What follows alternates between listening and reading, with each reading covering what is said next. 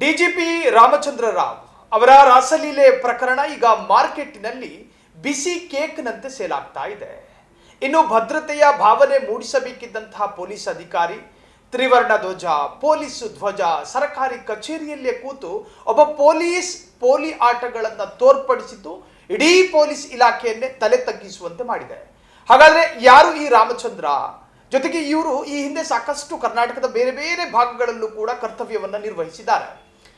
ಸ್ವತಃ ಇವರ ಜೊತೆ ಕೆಲಸ ಮಾಡಿದಂತಹ ಮಾಜಿ ಪೊಲೀಸ್ ಅಧಿಕಾರಿ ಗಿರೀಶ್ ಮಠಣ್ಣವರು ಇವತ್ತು ನಮ್ಮ ಜೊತೆ ಇದ್ದಾರೆ.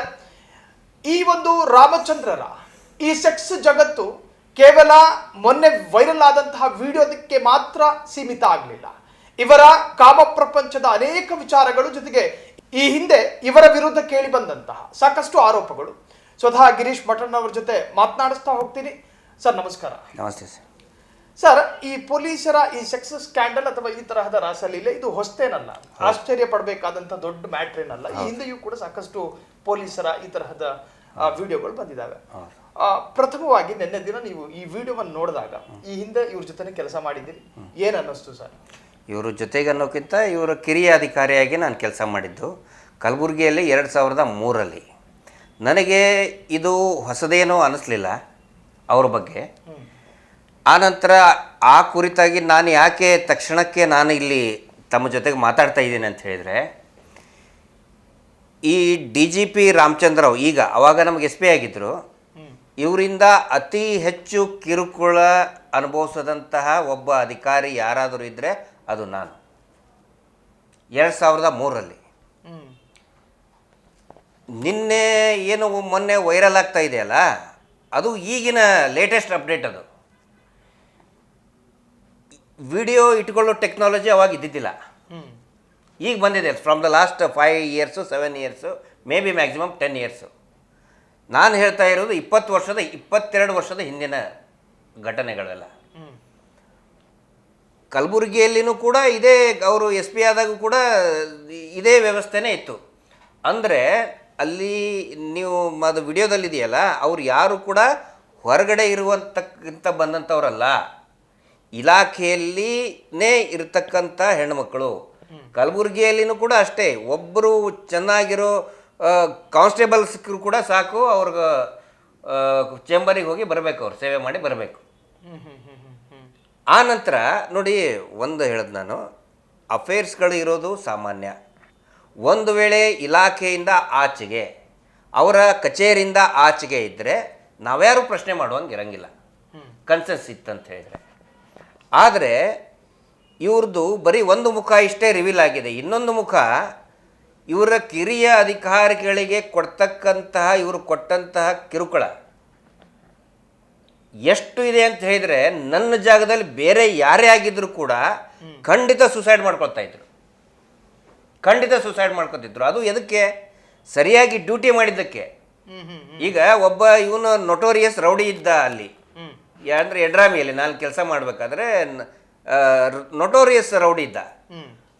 ಅವನ ಮೇಲೆ ಕಂಪ್ಲೇಂಟ್ ಕೂಡ ಬಂದಿತ್ತು. ಅವನ್ನ ಹಿಡ್ಕೊಂಡು ಅರೆಸ್ಟ್ ಮಾಡಿದೆ ನಾನು. ಅವನು ಬಹಳಷ್ಟು ಪ್ರಭಾವಿ ಇದ್ದಿದ್ದ ಕಾರಣಕ್ಕೋಸ್ಕರ ಅವನ ಪರವಾಗಿ ಒಂದು 5-6 ಜನ ಹೋಗಿ SP ಅವ್ರ ಹತ್ರ, ಇದೇ ರಾಮಚಂದ್ರ ರಾವ್ ಸಾಹೇಬ್ರ ಹತ್ರ ಹೋಗಿ ನನ್ನ ವಿರುದ್ಧನೇ ಅಲಿಗೇಷನ್ ಮಾಡಿದ್ರು. ಅದು ಸಹಜ. ಒಬ್ಬ ಪೊಲೀಸ್ ಆಫೀಸರು ಒಬ್ಬ ನೊಟೋರಿಯಸ್ ಒಬ್ಬ ಪ್ರಭಾವಿಯನ್ನು ಅರೆಸ್ಟ್ ಮಾಡ್ತಾನೆ ಅಂತ ಹೇಳಿದರೆ ಅವ್ರ ಕಡೆನೂ ಕೂಡ ಲಾಬಿ ಮಾಡೋಕ್ಕೆ ಶುರು ಮಾಡ್ತಾರೆ. ನನ್ನ ಕಿವಿಯಲ್ಲಿ ಈಗಲೂ ಕೂಡ ಅದು ಇವರು ರಾಮಚಂದ್ರ ರಾವ್ ಸಾಹೇಬ್ರು ಇವ್ರು ಹೇಳಿದ್ದು ನನ್ನ ಕಿವಿಯಲ್ಲಿ ಇನ್ನೂ ಕೂಡ ಸುತ್ತಾ ಇದೆ. ಅವರು SP ಚೇಂಬರಿಗೆ ಹೋಗಿ ಅಂತ ಹೇಳಿದರೆ, ಆ ರೌಡಿಗಳ ಪ್ರಭಾವಿಗಳ ಕಡೆಯವರು ಇದೇ SP ರಾಮಚಂದ್ರ ರಾವ್ ಸಾಹೇಬ್ರು ಚೇಂಬರಿಗೆ ಹೋಗಿ ನನ್ನ ಮೇಲೆ ಅಲಿಗೇಷನ್ ಮಾಡ್ತಾರೆ. ಅದನ್ನು ಕ್ರಾಸ್ ವೆರಿಫೈ ಕೂಡ ಮಾಡಲ್ಲ. ನನಗೆ ಹೇಳ್ತಾರೆ, ಏನ್ರಿ ಗಿರೀಶ್, ನೀವು ಸ್ವಲ್ಪನೂ ಮಾನವೀಯತೆ ಇಲ್ಲಲ್ರಿ, ಅಷ್ಟೊಂದು ಹೊಡೆದಿದ್ದೀರಲ್ರಿ. ಹೊಡೆದಿದ್ದೆ. ಯಾಕಂತ ಹೇಳಿದ್ರೆ ಅವನು ಹೇಳಿದ್ದ, ನಿಂದು ಮತ್ತು ನಿನ್ನ PSI ಇದ್ದು, ಅಂದರೆ ನನ್ನ ಕಾನ್ಸ್ಟೇಬಲ್ಗೆ ಹೇಳಿದ್ದವನು. ನಾನು ಕರ್ಕೊಂಡು ಬರೋಕ್ಕೆ ಹೇಳಿದ್ದೆ ಅವನಿಗೆ, ಅವನ ಮೇಲೆ ಕಂಪ್ಲೇಂಟ್ ಇದೆ, ಕರ್ಕೊಂಡು ಬಾ ಅಂತ ಹೇಳಿ. ಆವಾಗ ನಮ್ಮ ಕಾನ್ಸ್ಟೇಬಲ್ಗೆ ಅವನೇನು ಹೇಳಿದ್ದ, ನಿನ್ನ PSI ಇದ್ದು ಸ್ಟಾರ್ ಬಿಚ್ಚಿಸ್ತೀನಿ ಅಂತಂದಿದ್ದ. ನಮಗೆ ಹೆಮ್ಮೆ ಸರ್, ಅದು ಯೂನಿಫಾರ್ಮು ಅದರಲ್ಲಿ ಸ್ಟಾರ್ ಅಂತಂದ್ರೆ ನಮ್ಗೆ we are very proud of that. ನಿನ್ನ ಅಮೀನ್ ಸಾಬ್ ಅಂತ ಹೇಳಿದ್ರೆ ನಮ್ಮ ಗುಲ್ಬರ್ಗ ಕಡೆ ನಮ್ಗೆ ಅಮೀನ್ ಸಾಬ್ ಅಂತಾರೆ, PSIಗೆ ಅಮೀನ್ ಸಾಬ್ ಅಂತಾರೆ. ನಿಮ್ಮ ಅಮೀನ್ ಸಾಬನ್ ಸ್ಟಾರ್ ಬಿಚ್ಚಿಸ್ತೇನೆ, ನಾನು ಹಿಡ್ಕೊಂಡು ಹೋಗ್ರಿ ನೋಡೋಣ ಅಂತಂದಿದ್ದ. ಪೊಲೀಸರಿಗೆ ಧಮಕಿ ಕೊಟ್ಟಿದ್ದ. ನಾನೇನು ಮಾಡಿದ್ದೆ, ಸೀದಾ ನಾನೇ ಜೀಪ್ ತಗೊಂಡು ಹೋಗಿ ಹಿಗ್ಗ ಮುಗ್ಗ ಜಾಡಿಸಿ ಅವ್ನಿಗೆ ಹೊಡೆದ್ಕೊಂಡು ಎಲ್ಲರೂ ನೋಡು ಹಂಗೆ ಹೊಡೆದಿದ್ದೆ ಅವನಿಗೆ. ಅವನ ಮೇಲೆ ಕೇಸ್ ಇದೆ, ಅವನ ಮೇಲೆ ಇದನ್ನಿದೆ, ರೌಡಿ ಶೀಟರ್, ಅವನು ಥರ್ಡ್ ರೇಟ್ ಕ್ರಿಮಿನಲ್ಲು.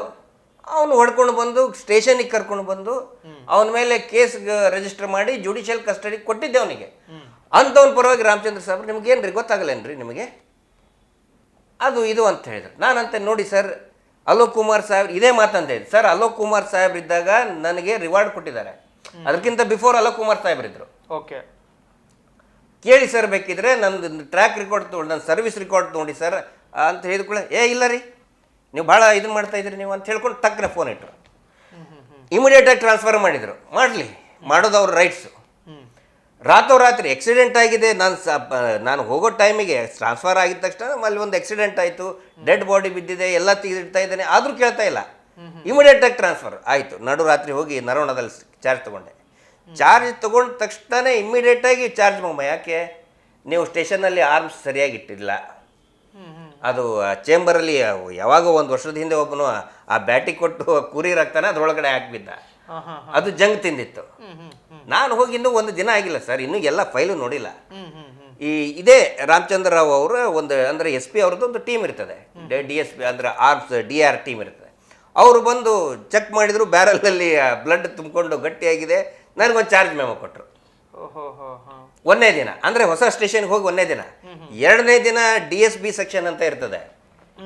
ಅವರು ಒಂದು ನನ್ನ ಜ್ಯೂರಿಸ್ಡಿಕ್ಷನ್ ಯಾವುದೋ ಒಂದು ಮೂಲೆ ಹಳ್ಳಿಯಲ್ಲಿ ಹೋಗಿ ಮಟ್ಕ ರೇಡ್ ಮಾಡಿ ನೀವು ನಿಮ್ಮ ಠಾಣಾ ವ್ಯಾಪ್ತಿಯಲ್ಲಿ ಜೂಜನ್ನು ಕಂಟ್ರೋಲ್ ಮಾಡಿಲ್ಲ ಅಂತೇಳಿ ಇನ್ನೊಂದು ಚಾರ್ಜ್ ಮೆಮೊ ಕೊಟ್ಟರು. ಎರಡನೇ ದಿನನೇ, ಜಸ್ಟ್ ಸೆಕೆಂಡ್ ಡೇ. ಹಿಂದೆ ಅಲೋಕ್ ಕುಮಾರ್ ಸಾಹೇಬ್ರಿದ್ದಾಗ ನನಗೆ ರಿವಾರ್ಡ್ ಸಿಕ್ಕಿದೆ. ನನ್ನ ಜ್ಯೂರಿಸ್ಡಿಕ್ಷನ್ನಲ್ಲಿ ಎಲ್ಲೂ ಕೂಡ ನಾನು ಜೂಜು ಮಟ್ಕ ನಡೆಸಿಲ್ಲ ಅಂತೇಳಿ ನನಗೆ ರಿವಾರ್ಡ್ ಕೊಟ್ಟಿದ್ದಾರೆ. ಬಂದು ಎರಡನೇ ದಿನಕ್ಕೆ ಇನ್ನೂ ಎಲ್ಲ ಫೈಲ್ ನೋಡೋಕ್ಕೆ ಸರ್ ಒಂದು ತಿಂಗಳು ಬೇಕು. ಅಲ್ಲ, ನಿಮ್ಮ ಸುತ್ತಾನೆ ಆಗ್ತಿರುತ್ತೆ. ಯಾಕಂತ ಹೇಳಿದರೆ ಆ ಗೆಡ್ರಾಮಿಯಲ್ಲಿ ನಾನು ಮಿನಿಸ್ಟ್ರಿಗೆ ಸಾರಿ ಕೇಳಲಿಲ್ಲ, ಶರಣಾಗಲಿಲ್ಲ. ಅವಾಗ ಅವನಿಗೆ ಇದನ್ನು ಮಾಡಿದ್ವಲ್ಲ, ಅವಾಗ ಎಲ್ಲಿ ತಪ್ಪಾಯ್ತು ಅಂತ ಕೇಳು ಅಂತ ನನ್ನ ಗಂಟು ಬಿದ್ದರು. ಎಲ್ಲರೂ ಗಂಟು ಬಿದ್ದರು.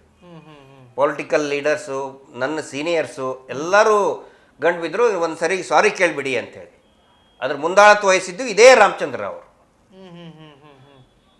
ಎಲ್ಲರಿಗೂ ಹೇಳಿ ಕಳಿಸ್ತಾ ಇದ್ದಾರೆ, ಮಟ್ಟಣ್ಣವ್ರಿಗೆ ಸಾರಿ ಕೇಳಿಸ್. ನಾನು ಕೇಳಲಿಲ್ಲ. ಯಾರಿಗೆ? ಧರ್ಮ್ ಸಿಂಗ್ ಅವ್ರಿಗೆ ಕೇಳಬೇಕು ಅಂತ. ಆಮೇಲೆ ಧರ್ಮ್ ಸಿಂಗ್ ಸಾಹೇಬರು ಅವಾಗ ಏನು ನಮಗೆ ಅಂದರೆ ಅವರೇನು ಹಠಕ್ಕೆ ಬಿದ್ದಿದ್ದಿಲ್ಲ. ಆಮೇಲೆ ಧರ್ಮ್ ಸಿಂಗ್ ಅವರು ತೀರ್ಕೊಳ್ಳೋಕ್ಕಿಂತ ಮುಂಚೆ ನಾನು ಹೋಗಿ ಭೇಟಿಯಾದಾಗ ಪಾಪ ತುಂಬ ಚೆನ್ನಾಗಿ ಮಾತಾಡಿದ್ರು ಅವರು. ಅವ್ರ ಮಗನಿಗೂ ಹೇಳಿದ್ರು, ಅಜಯ್ ಸಿಂಗಿಗೆ, ಅಜಯ್ ನೋಡು ಗಿರೀಶ್ ಬಂದಿದ್ದಾನೆ, ಏನಾರು ಕೆಲಸ ಇದ್ರೆ ಮಾಡಿಕೊಡು ಅಂತೇಳಿ. ಅಂದರೆ ಧರ್ಮ್ ಸಿಂಗ್ ಅವ್ರಿಗೆ ಅವ್ರು ಯಾವತ್ತಿಗೂ ವಿರೋಧಿಗಳನ್ನು ಶತ್ರುಗಳನ್ನು ಇಟ್ಕೊಳ್ತಾ ಇರಲಿಲ್ಲ. ಆದರೆ ಇವ್ರು ಏನು ಮಾಡ್ತಾ ಇದ್ರು, ಅವ್ರಿಗೆ ತುಂಬ ಫೇವರ್ ಮಾಡಬೇಕಲ್ಲ. ಇವರು ಸಿಕ್ಕಾಪಟ್ಟೆ ಟಾರ್ಚರ್ ಎವ್ರಿ ಡೇ. ಸಾರಿ ಕೇಳಿಸ್ರಿ, ನಾನು ಸಾರಿ ಕೇಳಿಲ್ಲ. ಈಗ ಪರಿಸ್ಥಿತಿ ಹೆಂಗೆ ಬಂದಿದೆ ನೋಡಿ. ನಾನು ಆ್ಯಕ್ಚುಲಿ ಮಾತಾಡಬಾರ್ದಾಗಿತ್ತು. ಹಿಂದೆ ರನ್ಯಾರಾವ್ ಪ್ರಕರಣದಾಗಲೂ ಕೂಡ ಮಾತಾಡೋಣ ಅಂದ್ಕೊಂಡಿದ್ದೆ ನಾನು. ಅವಾಗ ಏನು ಇದಕ್ಕೆಲ್ಲ ನಾನು ಹೇಳಿದ್ನಲ್ಲ, ಅವಾಗ ಏನು ಕಂಟಿನ್ಯೂಸ್ ಚಾರ್ಜ್ ಮೆಮೊ ಕೊಟ್ಟಿದ್ದಾರೆ. ಮತ್ತೆ ಇನ್ನೊಂದು ದಿನ ಮರುದಿನನೇ ಲೋಕಾಯುಕ್ತ ಟ್ರ್ಯಾಪ್ ಮಾಡ್ಸಕ್ಕೆ ಬಂದರು ನನ್ನ ಮನೆಗೆ, ಕ್ವಾರ್ಟರ್ಸಿಗೆ, ನರವಣ ಕ್ವಾರ್ಟರ್ಸಿಗೆ. ಲೋಕಾಯುಕ್ತರದ್ದು ಫುಲ್ ಜೀಪ್ ಕಳಿಸಿ ದುಡ್ಡು ಯಾನ್ಯಾವನೋ ಒಬ್ಬೊಂದು ಕಡೆ ಅಂತ ದುಡ್ಡು ಹಿಂಗೆ ನೋಟಿನ ಬಂಡ್ಲು ಇಡಿಸಿ ನಾನು ಮುಟ್ಟಬೇಕು, ಟ್ರ್ಯಾಪ್ ಮಾಡಬೇಕು. ನಾನು ರಾಮಚಂದ್ರ ರಾವ್ ಇವರೇ ರಾಮಚಂದ್ರ. ಸರ್, ಸಾಮಾನ್ಯವಾಗಿ ಈ ಮೇಲಾಧಿಕಾರಿಗಳು ತಮ್ಮ ಕೆಳಗಿರ್ತಕ್ಕಂಥ ಈ ಹೆಣ್ಣು ಅಧಿಕಾರಿಗಳನ್ನ ಸೆಕ್ಸ್ವಲ್ ತನ್ನ ಕಾಮತೃಷೆಗೆ ಬಳಸೋದು ಸಾಮಾನ್ಯವಾಗಿರುತ್ತೆ ಸರ್. ಕೆಲವೊಮ್ಮೆ ಹೆಣ್ಣುಮಕ್ಕಳು ಕೂಡ ಅನಿವಾರ್ಯವಾಗಿ ಶರಣಾಗೋ ಪರಿಸ್ಥಿತಿಗಳು ಬರ್ತವೆ ಸರ್. ನಿಮಗೆ ಮೇಲ್ನೋಟಕ್ಕೆ ಹಿಂಗೆ ಅನಿಸುತ್ತಾ ಸರ್, ಇದರಲ್ಲಿ ಹಿಂಗೆ ನಡೆದಿರ್ಬೋದು ಅಂತ? ನೋಡಿ, ಈಗ ನಿನ್ನೆ ಇದು ವಿಡಿಯೋ ವೈರಲ್ ಆದ ನಂತರ ಸುಮಾರು ಜನ ಕಮೆಂಟ್ ಹಾಕ್ತಾ ಇದ್ದಾರೆ. ಏನು ಅಂತ ಹೇಳಿದರೆ, ಆ ಹೆಣ್ಮಕ್ಳು ಕೂಡ ಎಂಜಾಯ್ ಮಾಡ್ತಾ ಇದ್ದಾರೆ ಅಂತ ಹೇಳ್ಕೊಂಡು. ಆ್ಯಕ್ಚುಲಿ ಅದು ನಾವು ಆ ಥರ ಕನ್ಸಿಡರ್ ಮಾಡಬಾರ್ದು. Prevention of sexual harassment posh ಅಂತ ಒಂದು ಆ್ಯಕ್ಟ್ ಇದೆ 2013, ನಿರ್ಭಯ ಕೇಸ್ ಆದಮೇಲೆ ಎನಾಕ್ಟ್ ಮಾಡಿದ್ದದು. ಅಂದರೆ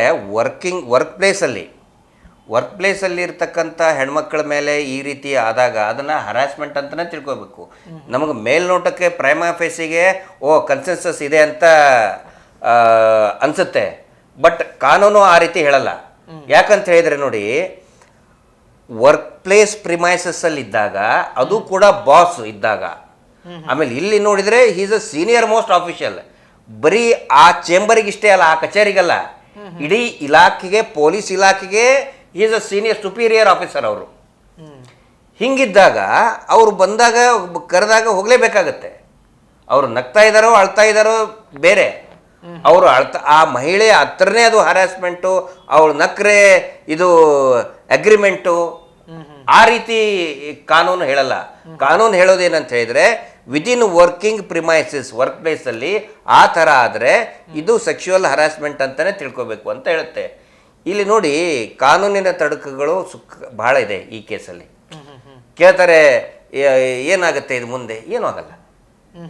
ಪ್ರಜ್ವಲ್ ರೇವಣ್ಣ ಪ್ರಕರಣದಲ್ಲಿ ದೇರ್ ವಾಸ್ ಅ ಕಂಪ್ಲೇನೆಂಟ್. ಇಲ್ಲಿ ನನಗನ್ಸಿದ ಮಟ್ಟಿಗೆ ಇಲ್ಲಿ ದೂರುದಾರ ಯಾರು ಬರಲ್ಲ, ಆಗಲ್ಲ, ದೂರು ಮಾಡಲ್ಲ. ಇಲ್ಲಿ ಸ್ವಯಂ ಪ್ರೇರಿತವಾಗಿ ಏನಾದರೂ ತನಿಖೆಗೆ ಆದೇಶ ಬಂದು ಮಾಡಬೇಕು. ಯಾಕಂತ ಹೇಳಿದ್ರೆ ನಮ್ಗೆಲ್ಲರಿಗೂ ನೋವಾಗ್ತಾ ಇರೋದು ಅದೇ ಹೇಳಿದ್ನಲ್ಲ ಸರ್, ಅವರ ಖಾಸಗಿ ನಿವಾಸದಲ್ಲಿನೋ ಹೋಟೆಲ್ಲೋ ರಿಸಾರ್ಟೋ ರೂಮೋ ಮಾಡಿದ್ರೆ ನಾವು ಯಾರು ಕೂಡ ಪ್ರಶ್ನೆ ಮಾಡೋದೇ ಅಲ್ಲ. ಅದವರ ವೈಯಕ್ತಿಕ ಅದು ಅಫೇರ್ ಆರು ಇರಲಿ, ಏನಾದರೂ ಇರಲಿ, that is questioning is none of our business. ಇಲ್ಲಿ ಎಲ್ಲರಿಗೂ ಬೇಸರ ಆಗ್ತಾ ಇರೋದು, he has done in uniform, that is to keeping national flag and police flag behind. ನಮ್ಮ ದೇಶದ ಹೆಮ್ಮೆ ಸರ್ ಅದು. ಹೌದು, ರಾಷ್ಟ್ರ ಧ್ವಜ ಮತ್ತು ಪೊಲೀಸ್ ಧ್ವಜ ಎರಡರ ಮುಂದೆ ಅದು ಯೂನಿಫಾರ್ಮ್ ಹಾಕೊಂಡು ಮಾಡಿದ್ದಾರೆ ಅಂತ ಹೇಳಿದ್ರೆ ಅದು ನೋವಾಗ್ತಾ ಇರೋದು. ಈಗ ನಾನು ಕೇಳ್ತಾ ಇರೋದು ಪ್ರಶ್ನೆ ಸರ್, ವೆರಿ ಸಿಂಪಲ್ ಆಗಿ ನೇರ ಪ್ರಶ್ನೆ ನಾನು ಕೇಳ್ತಾ ಇದ್ದೀನಿ ಸರ್ಕಾರಕ್ಕೆ ಮತ್ತೆ IPS ಅಸೋಸಿಯೇಷನ್ಗೆ. ಇದುವರೆಗೂ ಕೂಡ ನಾನು ಈಗಿನವರೆಗೂ ಕೂಡ ನಾನು ನ್ಯೂಸನ್ನು ಅಪ್ಡೇಟ್ ನೋಡ್ತಾ ಇದ್ದೀನಿ, ಯಾವುದೇ ರೀತಿಯಾದಂಥ IPS ಅಸೋಸಿಯೇಷನ್ ಅವರು ಖಂಡನೆ ಮಾಡಿಲ್ಲ. ಯಾಕೆ ಮಾಡಿಲ್ಲ? ಮಾಡ್ಬೇಕಿತ್ತಾನೆ, ಅವ್ರಿಗೆ ವಿಷಯ ತಿಳಿದಾಗ್ಲೇ ಮಾಡ್ಬೇಕಿತ್ತಾನೆ. IPS ಅಸೋಸಿಯೇಷನ್ ಅಂತ ಇದೆ, ವೆರಿ ಪವರ್ಫುಲ್ ಅಸೋಸಿಯೇಷನ್ ಅದು. ಅಂದ್ರೆ ಎಲ್ಲ IPS ಅಧಿಕಾರಿಗಳದ್ದೇ ಅಸೋಸಿಯೇಷನ್. ಈ ತರ ಇದನ್ನ ಬಂದಾಗ ಖಂಡನೆ ಮಾಡಬೇಕಾಗಿತ್ತು. ಇದುವರೆಗೆ ಯಾಕೆ ಮಾಡಿಲ್ಲ? ಯಾಕಂತ ಹೇಳಿದ್ರೆ ಅವ್ರು ಕುತ್ಕೊಂಡಂತ ಸ್ಥಳ, ಅವ್ರ ಕೃತ್ಯ ನಡೆದಂತ ಸ್ಥಳ ಏನಿದೆಯಲ್ಲ, ಆ ಸೀಟ್ ಮೇಲೆ ಕುತ್ಕೊಂಡು ನ್ಯಾಯ ಕೊಡಿಸ್ಬೇಕು, ಧೈರ್ಯ ತುಂಬಬೇಕು ಜನಸಾಮಾನ್ಯರಿಗೆ. CRSL ಅಂದ್ರೆ ಏನು? Civil right enforcement. ಹಕ್ಕನ್ನ ಜಾರಿ, ಜನಸಾಮಾನ್ಯರಿಗೆ ಅವರಿಗೆ ಇರ್ತಕ್ಕಂಥ ಹಕ್ಕನ್ನ ಜಾರಿ ಮಾಡುವಂತ ಇಲಾಖೆಯಲ್ಲಿದ್ದರು. ಮತ್ತು ವಿವಿಧ ಪೊಲೀಸ್ ಇಲಾಖೆಯಲ್ಲಿದ್ದ ಹುದ್ದೆಯನ್ನ ಅಲಂಕರಿಸಿದವರು. ಆ ಸೀಟಲ್ಲಿ ಕುತ್ಕೊಂಡವರು ಈ ರೀತಿ ಮಾಡ್ತಾರಂತ ಹೇಳಿದ್ರೆ IPS ಅಧಿಕಾರಿಗಳಿಗೆ ಇನ್ಸಲ್ಟ್ ತಾನೆ, ದೇಶಕ್ಕೆ ಫ್ಲಾಗಿಗೆ ಇನ್ಸಲ್ಟ್ ತಾನೆ. ಸರ್ಕಾರ ಸೋಮೋಟೋ ಕೇಸ್ ಯಾಕೆ ತಗೊಂಡಿಲ್ಲ? ಅವ್ರನ್ನ ಅರೆಸ್ಟ್ ಮಾಡಬೇಕಿತ್ತು ಸರ್, ನಾನು ಹೇಳೋದ ಪ್ರಕಾರ ಅರೆಸ್ಟ್ ಮಾಡಬೇಕಿತ್ತು ಅವ್ರನ್ನ ಇಮಿಡಿಯೇಟ್ ಆಗಿ. ಅಲ್ಲ, ಸ್ವತಃ ಈಗ ಅವರೇ ಅದನ್ನ ಅಲ್ಲೆಗಳಿದ್ದಾರೆ, ಅದ್ರಲ್ಲಿ ಇರೋದು ನಾನಲ್ಲ, ಆ ವಿಡಿಯೋವನ್ನ ಮಾರ್ಕ್ ಮಾಡಲಾಗಿದೆ, ಮತ್ತೊಂದು ಮಗದೊಂದು, ಅದನ್ನ ನಾನು ಒಪ್ಕೊಳ್ಳಕ್ಕೆ ತಯಾರಿಲ್ಲ, ನಾನೇ ವಕೀಲರ ಜೊತೆ ಮಾತನಾಡ್ತೀನಿ. ಅದೇ ಅಂದ್ರೆ ಅವ್ರ ಹೆಸರು ರಾಮಚಂದ್ರ ಅಂತ ಅವ್ರು ತೋರಿಸ್ಕೊಟ್ಟಾಯ್ತು. ಈಗ ನಾನು ಬರೀ ರಾಮಚಂದ್ರ ಇಷ್ಟೇ ಅಲ್ಲ, ನಾನು ಸತ್ಯ ಹರಿಶ್ಚಂದ್ರನು ಕೂಡ ನಾನು I am not only Ramachandra, I am also Satya Harishchandra. ಅಂದ್ರೆ ಅವ್ರು ಹೇಳೋದೇನಂತ ಹೇಳಿದ್ರೆ ಅದು AI ಜನರೇಟೆಡ್ ಅಂತೆ. ಯಾರನ್ನು ಹುಚ್ಚರು ಮಾಡ್ತಾರೆ ಸರ್? ಆಮೇಲೆ ಈ ತರ ಹೇಳಿಕೆಗಳು ಪುಡಾರಿಗಳು, ಫ್ರಾಡ್ಗಳು ಹೇಳ್ತಾರೆ ಇದನ್ನೆಲ್ಲ. ಆಮೇಲೆ ರಾಜಕಾರಣಿಗಳು ಹೇಳ್ತಾರೆ ನನಗದಕ್ಕೂ ಏನು ಸಂಬಂಧ ಇಲ್ಲ ಅಂತ ಹೇಳಿ. ಅದನ್ನ ಕಂಡು ಹಿಡಿಯೋ ಕೆಲಸ ಯಾರ್ದು? ಪೊಲೀಸ್ ಇರ್ತಾನೆ. ಪೊಲೀಸ್ ಹಿರಿಯ ಅಧಿಕಾರಿಗಳೇ ಆಗಿ ಹೇಳ್ತಾ ಇದ್ದಾರೆ. ಇನ್ನೂ ಒಂದು ವರ್ಡ್ ಯೂಸ್ ಮಾಡಿದ್ದಾರೆ ಅದರಲ್ಲಿ, ಇದು ನನ್ನ ವಿರುದ್ಧದ ಷಡ್ಯಂತ್ರ ಹೇಳ್ತಾರೆ. ಅವ್ರು ಸ್ಪಷ್ಟವಾಗಿ ಹೇಳ್ತಾರೆ. ಷಡ್ಯಂತ್ರ ಅನ್ನೋದು ಅಂದ್ರೆ ಈ ಸ್ಕ್ಯಾಂಡಲ್ನ ಬಟಾಬೈಲು ಮಾಡಿದಾಗ ಹಗರಣವನ್ನ ಬಯಲಿಗೆ ಎಳೆಯವರೇ ಆರೋಪಿಗಳು. ಇದು ಷಡ್ಯಂತ್ರ ಅನ್ನೋ ಪರಿಪಾಠ ಎಲ್ಲಿಂದ ಬಂತು ಅಂತ ನಾನೇನು ಎಕ್ಸ್ಟ್ರಾ ಹೇಳಬೇಕಾಗಿಲ್ಲ. ಅದೊಂದು ಧರ್ಮಸ್ಥಳದಿಂದ ಪರಿಪಾಠ ಬಂದ್ಬಿಟ್ಟಿದೆ. ಯಾರು ದೂರು ಕೊಡ್ತಾರೆ ಅವರೇ ಆರೋಪಿಗಳು. ಸ್ಕ್ಯಾಂಡಲ್ ಅನ್ನ ಹೊರಗಡೆ ತಗೊಂಡು ಬಂದಿದ್ದೇ ಒಂದು ಷಡ್ಯಂತ್ರ, ಆ ರೀತಿ ಹೇಳ್ತಾ ಇದ್ದಾರೆ. ಇದರಲ್ಲಿ ಇನ್ನೂ ಒಂದು ವಿಷಯ ಗಮನಿಸ್ಬೇಕು ಸರ್ ನಾವು. ಈ ವಿಡಿಯೋನ ಹೊರಗಡೆ ತೆಗೆದಿದ್ದು ರಾಜಶೇಖರ್ ಅಂತ ಹೇಳ್ತಾರೆ, ಈಸ್ ಅ ಸೋಷಿಯಲ್ ಆಕ್ಟಿವಿಸ್ಟ್. ಅವ್ರಿಗೂ ಕೂಡ ರಕ್ಷಣೆ ಕೊಡಬೇಕು. ಯಾಕಂದ್ರೆ ಒಂದು ಧೈರ್ಯ ತೋರಿಸಿದ್ದಾರೆ, ಮತ್ತು ಅದನ್ನ ಇಟ್ಕೊಂಡು ಅವ್ರೇನು ಬ್ಲ್ಯಾಕ್ ಮೇಲ್ ಮಾಡಿಲ್ಲ, ದುಡ್ಡು ವಸೂಲಿ ಮಾಡಿಲ್ಲ. ಇನ್ನು ಭಯಂಕರ ಇದ್ದಾರೆ ಕೆಲವೊಂದಿಷ್ಟು ಕುಳಗಳಿದೆ, ಹೆಸರು ಬೇಡ. ಅವ್ರ ಕೈಯಲ್ಲೇ ಹೋಗಿತ್ತಂತ ಹೇಳಿದ್ರೆ ಕಡಿಮೆ ಅಂದ್ರೆ ಒಂದು 10-20 ಕೋಟಿ ರೂಪಾಯಿ ವಸೂಲಿ ಮಾಡ್ತಿದ್ರು. ಈ ಆಕ್ಟಿವಿಸ್ಟ್ ರಾಜಶೇಖರ್ ಅನ್ನೋರು ಆ ಥರ ಏನು ಮಾಡಿಲ್ಲಲ್ಲ, ಧೈರ್ಯದಿಂದ ಮುಂದೆ ಬಂದಿದ್ದಾರೆ. ಅವರಿಗೆ ರಕ್ಷಣೆ ಕೊಡಬೇಕು. ಏನು ಮಾಡ್ತಾ ಇದ್ದಾರೆ ನೋಡಿ, ಅವರೇ ಷಡ್ಯಂತ್ರ ಮಾಡಿದ್ದಾರೆ. ಈಗ ನಮಗೆ ಹೆಂಗೆ ಷಡ್ಯಂತ್ರ ಅಂದ್ರಲ್ಲ, ಹಂಗೆ ಅವ್ರನ್ನೇ ಷಡ್ಯಂತ್ರ ಅಂತ ಸೇರಿಸುವಂತಹ ಪ್ರಯತ್ನಗಳು ಮಾಡ್ತಾ ಇದ್ದಾರೆ. ಆಗುತ್ತೆ, ಅದನ್ನು ತಡೆ ಹಿಡಿಯುವಂಥ ಜವಾಬ್ದಾರಿ ಮಾಧ್ಯಮ ಮತ್ತು ಪೊಲೀಸ್ ಇಲಾಖೆ ಎರಡರ ಮೇಲೆ ಕೂಡ ಇದೆ. ಮತ್ತೊಂದು ಸರ್, ಅವ್ರ ಮಾತಲ್ಲಿ ನೀವು ಗಮನಿಸಿರ್ಬೋದು, ಇದು 8 ವರ್ಷದ ಹಿಂದೆ 8 ವರ್ಷದ ಹಿಂದಿನ ವಿಡಿಯೋ ಅಂತ ಅವ್ರು ಹೇಳ್ತಾರೆ ಒಂದು ಕಡೆ. ಹಾಗಾದ್ರೆ 8 ವರ್ಷದ ಹಿಂದೆ IPC ಸೆಕ್ಷನ್ನಲ್ಲಿ ಇದು ಮಾಡಬಹುದು ಅಂತ ಏನಾದ್ರು ಇತ್ತ? ಈಗ BNSS ಅಲ್ಲಿ ಏನು ಬದಲಾಗಿದೆ? ಅವ್ರ ಮಾತಿನ ಅರ್ಥ ನೋಡಿ. ಇದು ನಾನು ಹೇಳಿದ್ನಲ್ಲ ಪಾಶ್ ಇದೆಯಲ್ಲ, ಅದು 2013 ಬಂದಿದ್ದು. ಅದಕ್ಕಿಂತ ಮುಂಚೆ ಒಂದು ಗೈಡ್ಲೈನ್ಸ್ ಇತ್ತು. ಅದನ್ನ ಇದು ಯಾರು ಕೂಡ ಅಂದರೆ ಹಿಂದೆ ಅಂದರೆ ಮಾಡಿದ್ರೆ ನಡೀತದ? ಅದೇ ನಾನು ನಿಮಗೆ ಹಿಂದೆ ಅಂತ ಇವ್ರು ಹೇಳೋದು 8 ವರ್ಷ, ನಾನು ಹೇಳ್ತಾ ಇರೋದು 20 ವರ್ಷದ ಹಿಂದಿಂದ ಹೇಳ್ತಾ ಇದ್ದಲ್ಲ. ಕಲಬುರಗಿಯಲ್ಲಿ ನನಗೆ ಗೊತ್ತಿದೆ, ಲೇಡಿ ಕಾನ್ಸ್ಟೇಬಲ್ಗಳು ಚಂದಾಗ ಕಂಡ್ರ ಮುಗೀತು, ಇವ್ರಿಗೆ ಬೇಕು. ಕಚೇರಿಯಲ್ಲೇ ಕರೆದು ಬಿಡು. ಹೌದು, ಕಚೇರಿಯಲ್ಲಿನೇ. ಆನಂತರ ಪಾಪ ವಿತ್ ಆಲ್ ರೆಸ್ಪೆಕ್ಟ್ ನಾನು ಹೇಳ್ತಾ ಇದ್ದೇನೆ, ಇವ್ರು ಮಿಸಸ್ ತೀರ್ಕೊಂಡ್ರು. ನೆಕ್ಸ್ಟ್ ಇವರು ಕೊಡಗಿಗೆ SP ಆದಮೇಲೆ ಅವ್ರ ಮಿಸಸ್ ತುಂಬ ಒಳ್ಳೆ ಫ್ಯಾಮಿಲಿ. ನಾವು ಫ್ಯಾಮಿಲಿ ಬಗ್ಗೆ ನಾನೇನು ಮಾತಾಡಕ್ಕೆ ಹೋಗಲ್ಲ. ಅಂದ್ರೆ ರಣ್ಯಾರಾವ್ ಅವರು ತಾಯಿ? No no no no, ರಣ್ಯಾರಾವ್ second ವೈಫದ್ದು ಮೊದಲನೇ ಹಸ್ಬೆಂಡ್ ಮಗಳವರು. ಓಕೆ. ಬಟ್ ಮೊದಲೇ ಫ್ಯಾಮಿಲಿ ಇದೆಯಲ್ಲ, ವೆರಿ ಡೀಸೆಂಟ್ ಫ್ಯಾಮಿಲಿ. ನಾನು ಇದರಲ್ಲಿ ಫ್ಯಾಮಿಲಿನ ಹೇಳುತ್ತಿರೋದು ಬೇಡ. ಬಟ್ ಕೊಡಗು SP ಆದಾಗ ಟ್ರಾವೆಲಿಂಗ್ ಮಾಡ್ಬೇಕಾದ್ರೆ ಅವ್ರದ್ದು ಆಕ್ಸಿಡೆಂಟ್ ಆಗಿ ತೀರ್ಕೋತಾರೆ. ಅದಾದ್ಮೇಲೆ ಈಗೇನು ರಣ್ಯಾರಾವ್ ಅವ್ರ ತಾಯಿ ಇದಾರಲ್ಲ, ಅವ್ರಿಗೆ ಮದುವೆ ಆಗಿರ್ತದೆ, ಅವ್ರಿಗೆ ಡಿವೋರ್ಸ್ ಕೊಡಿಸಿ ಇವ್ರ ಜೊತೆಗೆ ಮದುವೆ ಆಗ್ತಾರೆ. ಮದುವೆ ಆದ ನಂತರ ನೋಡಿ, ಇಲ್ಲಿ ನಾನು ಕೇಳೋದಿಷ್ಟೇ ಸರ್, ಮೈಸೂರಲ್ಲಿ ಇವರು IGP ಆದಾಗ 2014ರಲ್ಲಿ ಇಳವಾಲದಲ್ಲಿ 2,26,00,000 ರೂಪಾಯಿ ಸೀಸ್ ಮಾಡ್ತಾರೆ. ಹವಾಲ ಹಗರಣದಲ್ಲಿ, ಹವಾಲ ಕೇರಳಕ್ಕೆ ಹೋಗ್ತಾ ಇತ್ತಿತ್ತು. ಅದರಲ್ಲಿ PSI ಸಸ್ಪೆಂಡ್ ಆಗ್ತಾರೆ, PSI ಮೇಲೆ ಕೇಸ್ ರಿಜಿಸ್ಟರ್ ಆಗುತ್ತೆ. ಇನ್ಸ್ಟ್ರಕ್ಷನ್ಸ್ ಕೊಟ್ಟಿದ್ದು ಇವರೇ. ಆ 2,26,00,000ದಲ್ಲಿ ಬರೀ 20 ಲಕ್ಷ ಎಷ್ಟೇ ತೋರಿಸ್ತಾರೆ ರಿಕವರಿ, ಉಳಿದಿದ್ದು 2 ಕೋಟಿ ಗುಳುಮ್ ಇವರೇ. ಆರೋಪ ಬಂದಿದ್ದಿದೆ ರಾಮಚಂದ್ರ ಅವ್ರ ಮೇಲೆ. ಬಲಿಪಶು ಆಗಿದ್ದು PSI ಅವರು ಇರ್ಬೋದು ಪಾತ್ರ, ಬಟ್ ಆ ಇನ್ಸ್ಟ್ರಕ್ಷನ್ಸ್ ಇವ್ರದೇ ಅಲ್ವಾ. ಇದು ಒಂದೇದ್ದು. ಅವಾಗ PSI ಸಸ್ಪೆಂಡ್ ಆದರೂ ಅವ್ರ ಮೇಲೆ ಇಷ್ಟೇ ಚಾರ್ಜ್ ಶೀಟ್ ಆಯಿತು. ನೆಕ್ಸ್ಟ್ ಗೋಲ್ಡ್ ಸ್ಮಗ್ಲಿಂಗ್ ಬಂತು ಅವಾಗ್ಲೇ, ಅದೇ ಇಯರಲ್ಲಿ, ಅದೇ ಮೈಸೂರಿನಲ್ಲಿ ಗೋಲ್ಡ್ ಸ್ಮಗ್ಲಿಂಗ್ ಇದೇ ರಾಮಚಂದ್ರ ಅವ್ರ ಮೇಲೆ ಬಂತು. ಅವಾಗೂ ಕೂಡ ಏನು ಇವ್ರ ಮೇಲೆ ಕ್ರಮ ಕೈಗೊಳ್ಳಿಲ್ಲ. ಇಳವಾಲದಲ್ಲಿ ಹವಾಲ ಇದರಲ್ಲಿ ಕೂಡ 1 ತಿಂಗಳು ರಜೆ ಮೇಲೆ ಕಳಿಸ್ಬಿಟ್ರಿ ಅವ್ರಿಗೆ. ಗೋಲ್ಡ್ ಸ್ಮಗ್ಲಿಂಗ್ ಆದಾಗ ಕೂಡ 1 ತಿಂಗಳ ರಜೆ ಮೇಲೆ ಸಾಹೇಬ್ರನ್ನ ರಜೆ ಮೇಲೆ ಕಳಿಸಿದ್ರು. ನೆಕ್ಸ್ಟ್ ಹೇಳ್ತೇನೆ ನೋಡಿ, 2017ನಲ್ಲಿ ಬೆಳಗಾವದ IGP ಆಗಿರ್ತಾರೆ. IGP ಆದಾಗ ಬಿಜಾಪುರದ ಭೀಮಾ ತೀರದ ಪಕ್ಕದಲ್ಲಿ, ಅಂದ್ರೆ ಮಹಾರಾಷ್ಟ್ರ ಬಾರ್ಡರ್ನಲ್ಲಿ ಚಡಚಣ ಪೊಲೀಸ್ ಠಾಣೆಯ ಇನ್ಸ್ಪೆಕ್ಟರು ಆ ಮಹಾದೇವ ಅಂತ ಹೇಳಿ ಒಬ್ಬನು ಭಾಳ ನೊಟೋರಿಯಸ್ ಏನು ಮರಳು ದಂಧೆ ಮಾಫಿಯಾ ಡಾನ್. ಅವನಿಗೆ ಆಗದೆ ಇರೋವನ್ನ ಈ ಇನ್ಸ್ಪೆಕ್ಟರ್ ಹೋಗಿ ಫೇಕ್ ಎನ್ಕೌಂಟರ್ ಮಾಡಿ ಕೊಲ್ತಾರೆ. ಇನ್ಸ್ಟ್ರಕ್ಷನ್ ಬಂದಿದ್ದು ಇದೇ IGP ಅವರಿಂದ. ಅಲ್ಲಿ ಕೂಡ ಒನ್ಸ್ ಅಗೇನ್ ಇನ್ಸ್ಪೆಕ್ಟರ್ ಜೈಲಿಗೆ ಹೋಗ್ತಾರೆ, 6 ತಿಂಗಳು ಜೈಲಿಗೆ ಹೋಗ್ತಾರೆ. ಇವ್ರ ಮೇಲೆ ಏನು ಕ್ರಮ ಕೈಗೊಳ್ಳುವುದಿಲ್ಲ. ಯಾಕೆ ಸರ್? ಪ್ರತಿ ವಿಚಾರದಲ್ಲೂ ರಕ್ಷಣಾತ್ಮಕವಾಗಿ ಆಡ್ತಾರಲ್ಲ ಇವ್ರು, ಹೆಂಗೆ ಸರ್? ಅದೇ ಕೇಳೋದು ನಾನು. ಇವ್ರು ಹೇಳ್ತಾ ಇದಾರಲ್ಲ ಇವೆಲ್ಲ ಏನ? ನಾನು ರಾಮಚಂದ್ರ ಅವ್ರು ಕೇಳ್ತಾ ಇದ್ದೀನಿ, ಇವೆಲ್ಲ ಏನ? ಅದಾದ ನಂತರ ರಣ್ಯಾರಾವ್ ಕೇಸು. ರಣ್ಯಾರಾವ್ ಅವರು ಯಾರು? ಇವರು ಸ್ಟೆಪ್ ಮಗಳು ತಾನೆ. ನೋಡಿ ಸರ್, ಒಬ್ಬ ಚಿತ್ರನಟಿ ಸ್ಟ್ರಾಂಗ್ ಬ್ಯಾಕಿಂಗ್ ಇಲ್ದೇನೆ ಇಂತಹ ಅತಿ ದೊಡ್ಡ ಸ್ಮಗ್ಲಿಂಗಿಗೆ ಕೈ ಹಾಕಲ್ಲ, ಸಾಧ್ಯನೇ ಇಲ್ಲ. ಈಗ ಒಳಗಡೆ ಇರೋದು ರಣ್ಯಾರಾವ್, ಎಲ್ಲರೂ ಹೇಳೋದು ರಣ್ಯಾರಾವ್. ಕಿಂಗ್ ಪಿನ್ ಕೇಳಿ ಬಂದಿದ್ದು ರಾಮಚಂದ್ರ ರಾವ್. ಇವ್ರನ್ನ ಯಾಕೆ ಅರೆಸ್ಟ್ ಮಾಡಲಿಲ್ಲ? ಯಾಕೆ ಕೇಸ್ ಮಾಡಲಿಲ್ಲ ಇವ್ರ ಮೇಲೆ? ಯಾರ ಕೈವಾಡ ಇದೆ? ಒನ್ಸ್ ಅಗೇನ್ ಅವಾಗ ಏನು ಮಾಡಿದ್ರು? 2 ತಿಂಗಳ ರಜೆ. ಅಂದ್ರೆ ಪ್ರತಿ ಸಾರಿ ರಜೆ ಮೇಲೆ ರಜೆಗೆ ಹೋಗಿ ಎಲ್ಲೂ ಮಜಾ ಮಾಡಿ ಬರ್ತಾರೆ. ಕಡ್ಡಾಯ ರಜೆ ಕೊಟ್ಟು ಬಿಡ್ತಾರೆ. ಆನ್ ಡ್ಯೂಟಿ ಇದ್ದಾಗಲೇ ಮಜಾ ಮಾಡಿದ್ದಾರೆ. ರಜೆಗೆ ಹೋದ್ರೆ ಮಜಾ ಮಾಡಲ್ವಾ? ಪೊಲೀಸ್ ಕಾನ್ಸ್ಟೇಬಲ್ಗಳಿಗೆ, ಇನ್ಸ್ಪೆಕ್ಟರ್ಗೆ ರಜಾ ಸಿಗದೇ ಒಂದು ದೊಡ್ಡ ಸ್ವರ್ಗ ಇದ್ದಂಗೆ. ಅಂತದ್ರಲ್ಲಿ ಇವ್ರು ಮಾಡಿದಾಗೆಲ್ಲ ರಜೆ, ಕಡ್ಡಾಯ ರಜೆ, ಆಕ್ಷನ್ ಇಲ್ಲ, ಏನಿಲ್ಲ. ರಜೆ ಮೇಲೆ ತೆರಳಿದ್ರು, ಮಜಾ ಮಾಡಿದ್ರು, ಬಂದ್ರು, ಮತ್ತೆ ಮಜಾ ಮಾಡಿದ್ರು ಸಾಹೇಬ್ರು. ಸರ್, ಒಬ್ಬ ಕಾನ್ಸ್ಟೇಬಲ್ ಟ್ರಾಫಿಕ್ ಅಲ್ಲಿ ಮೊಬೈಲ್ ನೋಡ್ಕೊಂಡು ಕುತ್ಕೋಬೇಕಾದ್ರೆ ಕುತ್ಕೋಬಾರ್ದು, ಆನ್ ಡ್ಯೂಟಿ ನೋಡಬಾರ್ದು. ಅದೊಂದು ಕೋಡ್ ಇದೆ, ಡ್ಯೂಟಿ ಕೋಡ್ ಇದೆ. ವಿಡಿಯೋ ನೋಡಬಾರ್ದು, ಇದನ್ನ ಮಾಡಬಾರ್ದು. ಸೀನಿಯರ್ ಸುಪೀರಿಯರ್ ಆಫೀಸರ್ ವಿಡಿಯೋ ಮಾಡ್ತಾನೆ, ಡೈರಿ ಆಕ್ಷನ್ ತಗೊಳ್ರಿ ಅಂದಮೇಲೆ ಸಸ್ಪೆಂಡ್ ಮಾಡ್ರಿ ಅವನ್ನ ಅಂತ ಹೇಳ್ತಾರೆ, ಹೇಳ್ತಾರೆ. ಈಗ ನಾನು ಕೇಳೋದು, ಈ ದೊಡ್ಡ ಸಾಹೇಬ್ರು ವಿಡಿಯೋ ನೋಡೋದಲ್ಲ, ಚೇಂಬರಲ್ಲಿ ಸಿನಿಮಾ ಶೂಟಿಂಗೇ ಮಾಡಿಬಿಟ್ಟವ್ರಲ್ಲ. ಶ್ರೀ ಶ್ರೀ ರಾಮಚಂದ್ರ. ಹಾ, ವಿಡಿಯೋ ಸಿನಿಮಾ ಶೂಟಿಂಗೇ ಮಾಡಿದಾರಲ್ಲ ಕಚೇರಿ ಒಳಗಡೆ ಆನ್ ಡ್ಯೂಟಿ. ಯಾಕೆ ಅರೆಸ್ಟ್ ಮಾಡಿಲ್ಲ ಅಂದರೆ ಕಿರಿಯ ಸಿಬ್ಬಂದಿಗಳಿಗೆ ಒಂದು ರೂಲ್ಸು, ಅಂದರೆ ಅವ್ರು ಮಾಡಬೇಡಿ ಅಂತ ನಾನು ಹೇಳ್ತಾ ಇಲ್ಲ, ತಪ್ಪು ಮಾಡೋರು ಈ ಮಾಡಬೇಕು. ಥರದ ಡಿಸ್ಕ್ರಿಮಿನೇಷನ್ ಯಾಕೆ ಸರ್ ಅದಕ್ಕೆ ನಾನು ತುಂಬ ಇಂಪಾರ್ಟೆಂಟ್ ವಿಷಯಗಳನ್ನು ಹೇಳ್ತಾ ಇದ್ದೀನಿ. ನನಗೆ ಅನ್ಯಾಯ ಆಯ್ತು ಇವರಿಂತರ ಅಷ್ಟೇ ನಾನು ಹೇಳ್ತಾ ಇಲ್ಲ. ನನ್ನ ಥರ ಅನೇಕ ಕಿರಿಯ ಅಧಿಕಾರಿಗಳು ಪೊಲೀಸ್ ಇಲಾಖೆಯಲ್ಲಿ ಇಂಥ ಅಧಿಕಾರಿಗಳಿಂದ ಕಿರುಕುಳಕ್ಕೆ ಒಳಗಾಗಿದ್ದಾರೆ.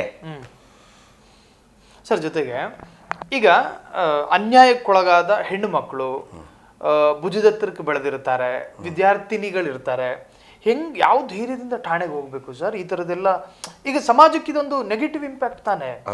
ಈ ಹೆಣ್ಣು ಮಕ್ಕಳಿಗೆ ಏನು ಭದ್ರತೆಯ ಭಾವನೆ ಮೂಡಿಸ್ಬೇಕಾಗಿರೋ ಅಧಿಕಾರಿ, ಸೊ ಈ ಏನು ಸಂದೇಶ ಕೊಟ್ಟರು ಅಂತ ಇವರು? ಅದ ಸಂದೇಶ ವಿಡಿಯೋ ನೋಡ್ರಿ. ನಾನು ಸತ್ಯ ಹರಿಶ್ಚಂದ್ರ AI. ಇಲ್ಲಿ ಕರ್ನಾಟಕದ ಪೊಲೀಸ್ ನಿಜವಾಗ್ಲೂ ಹೇಳ್ತಾ ಇದ್ದೀನಿ ಸರ್, ಸತ್ತು ಹೋಗಿದೆ. ಒಳ್ಳೆ ಅಧಿಕಾರಿಗಳಿಲ್ವಾ? ಖಂಡಿತ ಇದ್ದಾರೆ. ಮಂಗಳೂರಿನಲ್ಲಿ ನೋಡಿ ಸುಧೀರ್ ಕುಮಾರ್ ರೆಡ್ಡಿ ಸಾಹೇಬರು, ಅರುಣ್ ಕುಮಾರ್ ಸಾಹೇಬರು, ಇನ್ನು ಬೇರೆ ಬೇರೆ ಹಂತದಲ್ಲಿ ಒಳ್ಳೊಳ್ಳೆ IPSಗಳು, ಒಳ್ಳೊಳ್ಳೆ ಕಾನ್ಸ್ಟೇಬಲ್ಗಳಿದ್ದಾರೆ ಸರ್. ಒಳ್ಳೊಳ್ಳೆ ಕಾನ್ಸ್ಟೇಬಲ್ಗಳಿದ್ದಾರೆ, ಹಾನೆಸ್ಟ್ ಕಾನ್ಸ್ಟೇಬಲ್ಗಳು. ಸರ್ಕಲೆಲ್ಲ ನೋಡ್ತಿರ್ತೇವೆ, ಹಗಲು ರಾತ್ರಿ ಪಾಪ ಟ್ರಾಫಿಕಲ್ಲಿ ಕುತ್ಕೊಂಡು ಡ್ಯೂಟಿ ಮಾಡ್ತಾನೆ ಇರ್ತಾರೆ. ಏನಾದರೂ ಕಳೆದ್ರೆ ಹೋಗಿ ತೊಗೊಂಡು ಬಂದು ಕೊಡ್ತಾರೆ. ಅಂಥವ್ನು ಗುರುತಿಸುವಂಥ ವ್ಯವಸ್ಥೆ ಇಲ್ಲ. ಆನಂತರ ಮೊನ್ನೆ IPS ಅಧಿಕಾರಿಗಳ ಸಮಾವೇಶದಲ್ಲಿ ಮಾನ್ಯ ಸಿದ್ದರಾಮಯ್ಯನವರು ಮತ್ತು ಮಾನ್ಯ ಹೋಮ್ ಮಿನಿಸ್ಟರ್ ಏನು ಒಂದು ಮಾತು ಹೇಳ್ತಾರೆ, ಪೊಲೀಸರ ಮೇಲೆ ಬೇಸರ ವ್ಯಕ್ತಪಡಿಸಿದರು. ಪೊಲೀಸರ ಕಡೆಯಿಂದ ನೀವಂತ ಹೇಳಿದ್ರೆ ರಾಜಕೀಯದವರೇ ತಾನೇ ಒಂದು ಪೋಸ್ಟಿಂಗಿಗೆ 50 ಲಕ್ಷ 1 ಕೋಟಿ ತಗೊಳ್ತಾ ಇರೋರು. ಅದನ್ನು ಯಾಕೆ ನಿಲ್ಸೋಕ್ಕಾಗ್ತಾ ಇಲ್ಲ? ಇದ್ರ ವಿರುದ್ಧ ಫಸ್ಟ್ ಧ್ವನಿ ಎತ್ತಿದ್ದು ನಾನು, ಗಿರೀಶ್ ಮಠಣ್ಣವರು. ಮುಂಚೆ ಬರೀ 1 ವರ್ಷ ಇತ್ತು, ಒಂದೊಂದು ವರ್ಷಕ್ಕೆ ಟ್ರಾನ್ಸ್ಫರ್ ಮಾಡ್ತಾ ಇದ್ರು. BJPಯಲ್ಲಿ ಹೋಮ್ ಮಿನಿಸ್ಟರ್ ಅವರು ತೀರ್ಥಹಳ್ಳಿ ಅವರು ಇದ್ರಲ್ಲ, ಅವರು ಏನಂತ ಹೇಳಿದ್ರು, ಪೊಲೀಸರಿಗೆ ನಾಯಿಗಳು ಅಂತ ಬೈದರು. ಅದಕ್ಕೆ ನಾನು ಸಿಟ್ಟು ಬಂದು ಹೇಳಿದೆ, ಮೊದಲು ನೀವು ಪೊಲೀಸರಿಂದ ದುಡ್ಡು ಕೀಳೋದನ್ನು ಕೈ ಬಿಡಿ ಅಂತೇಳಿ ದೊಡ್ಡದು ಇಶ್ಯೂ ಆಯಿತು. ಅವಾಗಿಂತ 2 ಇಯರ್ಸ್ ಮಾಡಿದರು. ಅಂದ್ರೆ ಆಗ ಒಂದು ವರ್ಗಾವಣೆ ಅನ್ನೋದು ಮಾಫಿಯಾ ಆಗಿತ್ತು. ಈಗೂ ಹೌದೇ, ಈಗೂ ಇದೆ, ಈಗೂ ಸಿಕ್ಕಾಪಟ್ಟೆ ಇದೆ. ಅತಿ ಹೈಯೆಸ್ಟ್ ಮಾಡಿದ್ದೆ BJP ಅವರು.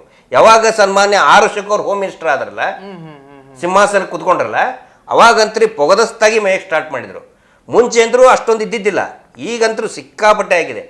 ನೀವು ಬೆಂಗಳೂರು ಸಿಟಿಯಲ್ಲಿ 1 ಕೋಟಿ ಇಲ್ಲದೆ ಒಬ್ಬ ACP ಅವರಿಗೆ ಪೋಸ್ಟಿಂಗ್ ಸಿಗುವುದಿಲ್ಲ. 1 ಕೋಟಿ? ಹೌದು. 50 ಉಪ್ಪಾರಪೇಟೆಯಲ್ಲಿ ನೀವು ಇನ್ಸ್ಪೆಕ್ಟರ್ಗೆ 1 ಕೋಟಿ ರೂಪಾಯಿ ಇದೆ. ಇನ್ಸ್ಪೆಕ್ಟರ್ಗೆ ಕಾನ್ಸ್ಟೇಬಲ್ ಅನ್ನು ಕೂಡ ಟ್ರಾನ್ಸ್ಫರ್ ಮಾಡೋಕ್ಕಾಗಲ್ಲ. ಅಲ್ಲಿ MLA ಯಾರು ಮಾಡೋಕ್ಕಾಗಲ್ಲ. ಆ ಸಿಚುವೇಶನ್ ಇರಬೇಕಾದ್ರೆ ಪೊಲೀಸರಿಂದ ಯಾವ ರೀತಿ ಹಾನೆಸ್ಟಿ ಎಕ್ಸ್ಪೆಕ್ಟ್ ಮಾಡ್ತೀರಿ? ಅಂಥದ್ರಲ್ಲಿ ರಾಮಚಂದ್ರ ರಾವ್ ಅಂತ ಆಫೀಸರ್ಗಳಿದ್ದಾಗ ಇನ್ನು ಕಿರಿಯ ಅಧಿಕಾರಿಗಳಿಂದ ಏನು ಲಾಯಲ್ಟಿ ನೀವು ಎಕ್ಸ್ಪೆಕ್ಟ್ ಮಾಡ್ತೀರಿ? ಅದು ನನ್ನ ಪ್ರಶ್ನೆ ಸರ್. ಇನ್ನು ರಾಮಚಂದ್ರ ರಾವ್ ಅವರ ಈ ಪ್ರಕರಣದಲ್ಲಿ ಸರ್, ಮೇಲ್ನೋಟಕ್ಕೆ ಕೆಲವರಿಗೆ ಇವರಿಗೆ ಸೀರೆ ಮೇಲೆ ಮಾತ್ರ ಮೋಹ ಅಂತ ಇತ್ತು. ಆದರೆ ನೀವು ಸಾಕಷ್ಟು ಪ್ರಕರಣಗಳನ್ನು ಹೇಳಿದ್ರೆ, ಉದಾಹರಣೆಗಳನ್ನು ಹೇಳಿದ್ರೆ, ಸೊ ದುಡ್ಡಿನ ಮೇವು ಅತಿಯಾದ ವ್ಯಾಮೋಹ ಇತ್ತು. ಸಿಕ್ಕಾಪಟ್ಟೆ ಇದೆ ಅವರಿಗೆ ಸರ್. ನೋಡಿ, ಬಂಗಾರದ ಗೋಲ್ಡ್ ಸ್ಮಗ್ಲಿಂಗ್ನಲ್ಲಿ ಡೈರೆಕ್ಟ್ ಇದ್ದಾರೆ, ಡೈರೆಕ್ಟ್ ಇನ್ವಾಲ್ವ್ಮೆಂಟ್ ಇದೆ. ಈ ರನ್ಯಾರಾವ್ ಕೇಸ್ನಲ್ಲಿ ಬರೀ ರನ್ಯಾರಾವ್ ಇಷ್ಟೇ ಇರೋದಲ್ಲ, ಏನು ಮಾಡಿದ್ರು, ಇಂಟೆಲಿಜೆನ್ಸ್ ಯಾರು ಇದನ್ನು ಕೊಟ್ಟರು ಅವ್ರನ್ನ ಎನ್ಕ್ವೈರಿ ಮಾಡಿದಾರ. ಅಲ್ಲಿ ಏರ್ಪೋರ್ಟ್ ಅಥಾರಿಟಿಯಲ್ಲಿರೋ ಇನ್ಸ್ಪೆಕ್ಟರ್ನ ಎನ್ಕ್ವೈರಿ ಮಾಡಿದಾರ. ಇವ್ರನ್ನ ಯಾಕೆ ಮಾಡಲಿಲ್ಲ? ಇವ್ರ ಧೈರ್ಯದ ಮೇಲೆ ತಾನೇ ಗೋಲ್ಡ್ ಸ್ಮಗ್ಲಿಂಗ್ ಮಾಡ್ತಾ ಇದ್ದಿದ್ದು. ಪ್ರತಿಯೊಂದರಲ್ಲಿ ಹೈಯೆಸ್ಟ್ ಕರಪ್ಷನ್. ನಾವು ಅದನ್ನು ಪ್ರಶ್ನೆ ಮಾಡಿದ್ದಕ್ಕೆ ನನ್ನ ಮೇಲೆ ಕಂಟಿನ್ಯೂಸ್ ಆಗಿ ಕೊಡೋಕ್ಕೆ ಸ್ಟಾರ್ಟ್ ಮಾಡಿದರು. Charge memo. ಅದಕ್ಕೆ ನಾನು ಹೇಳಿದ್ದು, ನಾನು ಮಾತಾಡುವ ಉದ್ದೇಶನೇ ಅದು. ಬರೀ ನಂದು ಒಂದಿಷ್ಟೇ ಅಲ್ಲ, ನನ್ನ ರೀತಿಯಲ್ಲಿ ಅನೇಕ ಅಧಿಕಾರಿಗಳು ಕಿರುಕುಳ ಅನುಭವಿಸಿದ್ದಾರೆ. ಇವ್ರದ್ದು ಬರೀ ಇದು ಒಂದೇ ಮುಖ ಅಲ್ಲ, ಈ ಹೆಣ್ಮಕ್ಳದಂತೂ ಸಿಕ್ಕಾಪಟ್ಟಿದೆ. ಇದರ ಜೊತೆಗೆ ಕಿರಿಯ ಅಧಿಕಾರಿಗಳಿಗೂ ಕೂಡ ಏನು ಹರಾಸ್ಮೆಂಟ್ ಮಾಡ್ತಾರೆ ಸರ್. ಈಗ ಒಂದು ವೇಳೆ ಹೆಣ್ಣು ಮಕ್ಕಳನ್ನ ಇವರು ಇನ್ವೈಟ್ ಮಾಡ್ತಾರೆ ಅನ್ಕೊಳ್ಳಿ, ಕೆಲವೊಮ್ಮೆ ಅವ್ರು ಬರೋದಕ್ಕೆ ಒಪ್ಕೊಳ್ಳಲ್ಲ, ಇವ್ರು ಏನೇನು ಮ್ಯಾಕ್ಸಿಮಮ್ ಶಿಕ್ಷೆ ಏನು ಕೊಡ್ಬೋದು ಸರ್ ಇವ್ರ ಕೆಪಾಸಿಟಿ ಮೇಲೆ? ನಮ್ಮ ಕಾನೂನಲ್ಲಿ ನೋಡಿ, ಫಸ್ಟು ಕಂಪ್ಲೇಂಟ್ ಕೊಡಬೇಕು. ಕಂಪ್ಲೇಂಟ್ ಕೊಟ್ಟ ಮೇಲೆ ಅದು ಕೇಸ್ ರಿಜಿಸ್ಟರ್ ಆಗುತ್ತೆ. ಆದರೆ ಇಲ್ಲಿ ಈ ಕಂಪ್ಲೇಂಟ್ ಯಾರು ಕೊಡೋದಿಲ್ವಲ್ಲ, ಕೊಡೋದೇ ಇಲ್ಲ. ಈ ಕೇಸ್ ಏನು ನಿಮ್ಗೇನು ನಾವು ಭಾಳ ದೊಡ್ಡ ಮಟ್ಟದ ಏನು ಆ್ಯಕ್ಷನ್ ಆಗುತ್ತೆ ಅಂತ ನಾವು ಎಕ್ಸ್ಪೆಕ್ಟ್ ಮಾಡಲ್ಲ.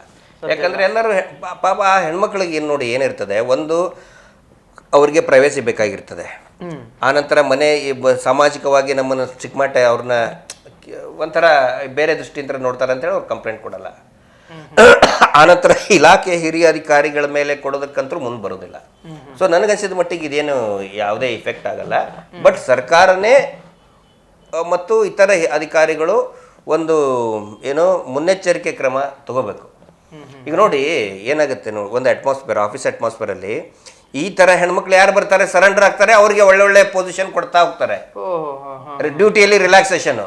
ಯಾರು ಬರಲ್ಲ ಅವ್ರಿಗೆ ಕಿರುಕುಳ ಜಾಸ್ತಿ ಕೊಡ್ತಾರೆ ಇವರು, ತೊಂದರೆ ಅವ್ರಿಗೆ. ಅಂದ್ರೆ ಇದರಲ್ಲಿ ಬೇರೆ ಬೇರೆ ರೀತಿ ಸಮಸ್ಯೆಗಳು ನಿಮ್ಗೆ ಕಾಣ್ತವೆ ಮತ್ತು ಅನಿವಾರ್ಯ ಬೇರೆಯವರಿಗೆ. ಅಂದ್ರೆ ಅದು ಅವರು ಕೂಡ ನಾವು ಸರೆಂಡರ್ ಆಗ್ಬೇಕು ಅಂತ ಅನ್ಸುತ್ತಲ್ಲ, ಸಹಜವಾಗಿ ಅನ್ಸುತ್ತೆ. ಅವಳಿಗೆ ಏನೋ ಪ್ರಮೋಷನ್ ಸಿಕ್ತು, ಅವಳಿಗೆ ಡ್ಯೂಟಿ ಅಂತ ಆಫ್ ಇರ್ತಾ ಇದ್ದಾರೆ, ಅವ್ರಿಗೆ ಒಳ್ಳೆ ಪೋಸ್ಟಿಂಗ್ ಕೊಟ್ಟರು, ಒಳ್ಳೆ ಇದನ್ನ ಡ್ಯೂಟಿ ಕೊಡ್ತಾ ಇದ್ದಾರೆ, ನನಗಿಲ್ಲ, ಹಂಗಿದ್ರೆ ನಾನು ಹೋಗಿ ಪಾಪ ಅನ್ಸ್ಬಿಡುತ್ತೆ. ಅಸಹಾಯಕತೆಯನ್ನು ಉಪಯೋಗಿಸ್ಕೊಳ್ಳೋದಂತಾರೆ ಇದಕ್ಕೆ. ಅದಕ್ಕೆ ನೋಡಿ, ಒಂದು ಚಾನಲ್ಗಳ ಮುಖಾಂತರ ತಾವು ಫ್ರೀಡಮ್ ಟಿವಿಗೆ ನಾನು ರಿಕ್ವೆಸ್ಟ್ ಮಾಡ್ಕೊಳ್ಳೋದು, ತುಂಬ ಚೆನ್ನಾಗಿ ಕಳೆದ 2 ವರ್ಷದಿಂದ ನಾನು ನೋಡಿದ್ದೀನಿ, ಮತ್ತು ಇದು ಅಪ್ಗ್ರೇಡ್ ಕೂಡ ಆಗಿದೆ. ದಯವಿಟ್ಟು ಒಳ್ಳೆಯ ಅಧಿಕಾರಿಗಳ ಬಗ್ಗೆ ಒಳ್ಳೆಯತನನೇ ನೀವು ಮಾಡಿ, ಮತ್ತು ಈ ರೀತಿ ಇದ್ರ ಬಗ್ಗೆ ಒಂದು ಎಜುಕೇಷನ್ ಕೂಡ ತಾವು ಮಾಡಿ ಅಂತ ನಾನು ವೈಯಕ್ತಿಕವಾಗಿ ಕೇಳ್ಕೊಳ್ತಾ ಇರ್ತೀನಿ. ಯಾಕಂತ ಹೇಳಿದ್ರೆ ಆ ಕ್ಷಣಗಳು, ಈ ರಾಮಚಂದ್ರ ರಾವ್ ಅವರು ಕೊಟ್ಟಂಥ ಕ್ಷಣಗಳು ಏನಿದೆಯಲ್ಲ, ನಾನು ಎದುರಿಸಿದ್ದು ನನಗೆ ಗೊತ್ತು. ಅತ್ಯಾಚಾರಿ ಒಬ್ಬ ಇವನು ಸರ್, ಅವನು ರೇಪಿಸ್ಟ್, ಇನ್ನೊಬ್ಬನು 6 ತಾಸಲ್ಲಿ ಅವನನ್ನು ಹಿಡಿದು ಅರೆಸ್ಟ್ ಮಾಡಿದ್ದೀನಿ. ಹೌದು, ಒಂದು ರೇಪ ಪ್ರಕರಣದಲ್ಲಿ ಗಿರೀಶ್ ಮಠಣ್ಣನವರ್ 6 ಗಂಟೆಯ ಒಳಗಾಗಿ, ಅತಿ ಗಂಭೀರವಾದಂತ ಪ್ರಕರಣ ಅಲ್ವಾ ಸರ್? ಮರ್ಡರ್ ಕೇಸು, ಮರ್ಡರ್ ಮಾಡಿ ಹೂತಾಕಿದ್ರ, ಆ ಹುಡುಗಿನ ಹೂತಾಕಿದ್ನ ಅವನು, ಹೂತಾಕಿ ಪರಾರಿಯಾಗಿದ್ದ. ಓಕೆ, ಪರಾರಿಯಾದಾಗ ವಿಷಯ ಗೊತ್ತಾಗಿ ನಾನು ಇನ್ಫಾರ್ಮೆಂಟನ್ನು ಕರ್ಕೊಂಡು ಹೋಗಿ ಅಲ್ಲಿ ನಮ್ಮ ಗುಲ್ಬರ್ಗಾದಲ್ಲಿ ರಾತ್ರಿ ಹೊತ್ತೆಲ್ಲ ಊರಾಚೆ ಗುಡಿ ಇರ್ತದಲ್ಲ, ಗುಡಿ ಎದುರುಗಡೆ ಮಲ್ಕೋತಾರೆ ಮಾಸಾಗಿ. ನಾನು ಜೊತೆ ಕರ್ಕೊಂಡು ಹೋಗಿದ್ದೆ, ಇವನು ಯಾರು ಅಂತ ಐಡೆಂಟಿಫೈ ಮಾಡೋಕ್ಕೆ. ಅವ್ನು ತೋರಿಸಿದ್ದ ಸರ್, ಪೂರ್ತಿ ಚಾದರ್ ಗೀದರೆಲ್ಲ ತೆಗೆದು ಇಂಥ ಗೊತ್ತಾಯ್ತು. ನಾನು ಏನು ಮಾತಾಡಲಿಲ್ಲ, ಅವನಿಗೆ ಏನು ಕೇಳಲೇ ಇಲ್ಲ, ನಾನು ಕೇಳಲಿಲ್ಲ, ನಮ್ಮ ಸ್ಟಾಫು ಅವನಿಗೆ ಏನು ಕೇಳಲಿಲ್ಲ. ಸುಮ್ಮನೆ ಎತ್ತಾಕೊಂಡು ಜೀಪಲ್ಲಿ ಕರ್ಕೊಂಡು ಹೋದೆ. ಹೋಗ್ತಾ ಹೋಗ್ತಾ ಬೆಳದಿಂಗಳದ್ದು ಇದನ್ನಿತ್ತು, ಹೊಲ ಇರ್ತದಲ್ಲ, ಹೊಲದಲ್ಲಿ ಅವನ್ನ ಅಡ್ಡ ಮಲಗಿಸಿದ್ವಿ. ಮಲಗಿಸಿ ಸರ್ ಏನು ಗಾಬರಿ ಆಗಿದ್ದ, ಏನೂ ಮಾತಾಡಲಿಲ್ಲ ಅವಾಗಲೂ ಕೂಡ. ಸೀದಾ 303 ರೈಫಲ್ ಇಲ್ಲಿಟ್ಟೆ, ಕೆಳಗಡೆ ಮಲಗಿಸಿ ಇಲ್ಲಿಟ್ಟೆ, ಪಾಯಿಂಟ್ ಬ್ಲಾಂಕಿಗೆ ಇಟ್ಬಿಟ್ಟೆ. ಸರ್ ನಾನು ಹೇಳ್ತೇನೆ ಸರ್, ತಪ್ಪಾಯ್ತು ಅಂದ್ಬಿಟ್ಟ, ಇಷ್ಟೇ ಅಂದಿದ್ದವನು. ಏನು ಮಾಡಿದೆ, ಏನು ಎನ್ಕ್ವೈರಿ ಸ್ಟಾರ್ಟಿಂಗ್ ಏನಿಲ್ಲ, ಯಾವಾಗ ಹೇಳಿದೆ ಎತ್ತಕೊಂಡೋಗಿ ಆಮೇಲೆ ಬಾಯ್ಬಿಡಿಸಿದೆ. ವಿದಿನ್ 6 ಅವರ್ ಮಾಡಿದ್ದು. ನಾನು ಸಾಹೇಬ್ರಿಗೆ, ರಾಮಚಂದ್ರ ಸಾಹೇಬ್ರಿಗೆ ಹೇಳ್ತಾನೆ, ನೋಡಿ ಸರ್ ನನ್ನ ಟ್ರ್ಯಾಕ್ ರೆಕಾರ್ಡ್ ನೋಡಿ, ನನಗೆ ಯಾಕೆ ಹರಾಸ್ಮೆಂಟ್ ಮಾಡ್ತಾ ಇದ್ದೀರಿ, ಯಾಕೆ ಹರಾಸ್ಮೆಂಟ್ ಮಾಡ್ತಿದ್ದೀರಿ ಅಂತ ಹೇಳಿದ್ರೆ ಕೇಳಿಲ್ಲ. ಸರ್, ಈಗ ಇಲಾಖೆಯಲ್ಲಿರ್ತಕ್ಕಂಥ ಈ ತರಹದ ಸಂತ್ರಸ್ತ ಹೆಣ್ಣು ಮಕ್ಕಳು ನಿಮ್ಮ ಪೊಲೀಸ್ ಇಲಾಖೆಯಲ್ಲೇ ಇದೆ, ಡಿಪಾರ್ಟ್ಮೆಂಟಲ್ಲೇ ಈಗಾಗಲೇ ಯಾರು ಆ ಹೆಣ್ಣುಮಕ್ಕಳು ಅನ್ನೋದು ಒಂದಷ್ಟು ಜನರಿಗೆ ಗೊತ್ತಾಗಿರುತ್ತೆ ಸರ್, ಇಲಾಖೆಯಲ್ಲಿರೋರಿಗೆ, ಸಹೋದ್ಯೋಗಿಗಳಿಗೆ. ಸರ್, ಈಗ ಈಗಿನ ಪೊಲೀಸ್ ಅಧಿಕಾರಿಗಳಿಗೆ ಏನು ಮೆಸೇಜ್ ಕೊಡ್ತೀರಾ ಸರ್, ಈ ಥರದ ಅಧಿಕಾರಿಗಳ ಕಿರುಕುಳಕ್ಕೆ ಒಳಗಾಗುವಂಥ ಅಧಿಕಾರಿಗಳಿಗೆ? ನೋಡಿ, ಒಂದನೇದ್ದು ನಾನು ಹೇಳೋದು, ಒಂದು ಕೌನ್ಸಿಲಿಂಗ್ ಅಂತ ಮಾಡಲೇಬೇಕು. ಅದು ಮಹಿಳೆಯರಿರಲಿ, ಪುರುಷ ಅಧಿಕಾರಿಗಳಿರಲಿ, ಮಹಿಳೆಯರಿಗೂ ಕೂಡ ಕಂಪಲ್ಸರಿ ಕೌನ್ಸಿಲಿಂಗ್, ಅಂದರೆ ಸೀನಿಯರ್ ಆಫೀಷಿಯಲ್ಸ್ ಕೌನ್ಸಿಲಿಂಗ್ ಮಾಡಬೇಕು. ಆ್ಯಕ್ಚುಲಿ ಅದು ಪ್ರೊಸೀಜರ್ ಇರೋದು ಹೆಂಗೆ ಮಾಡಲ್ಲ, ಕೌನ್ಸಿಲಿಂಗ್ ಮಾಡಬೇಕು. ಆನಂತರ ಧೈರ್ಯವಾಗಿ ದೂರು ಕೊಡೋದಕ್ಕೆ ಮುಂದೆ ಬರಬೇಕು. ಪಾಶ್ ಆ್ಯಕ್ಟ್ ಇದೆಯಲ್ಲ, ಪ್ರಿವೆನ್ಷನ್ ಆಫ್ ಸೆಕ್ಸುವಲ್ ಹರಾಸ್ಮೆಂಟ್ ಏನಿದೆಯಲ್ಲ, ಅಲ್ಲಿ ಕಾನ್ಫಿಡೆನ್ಷಿಯಾಲಿಟಿ ಮೇಂಟೈನ್ ಮಾಡಬೇಕಾಗತ್ತೆ, ಮಾಡ್ತಾರೆ. ಆನಂತರ ವಿತಿನ್ 60 days ವರದಿ ಕೊಡಬೇಕಾಗತ್ತೆ. There are certain rules and regulations. ಅದ್ರ ಬಗ್ಗೆ ಒಂದು ಅವೇರ್ನೆಸ್ ಮೂಡಿಸಬೇಕು, ಅಧಿಕಾರಿಗಳಾದವರೇ ಮಾಡಬೇಕು. ಅವಾಗ ಏನಾಗುತ್ತೆ, ಈ ಥರ ಹರಾಸ್ಮೆಂಟ್ ಅನ್ನೋದು ಕಡಿಮೆ ಆಗ್ತಾ ಬರ್ತದೆ.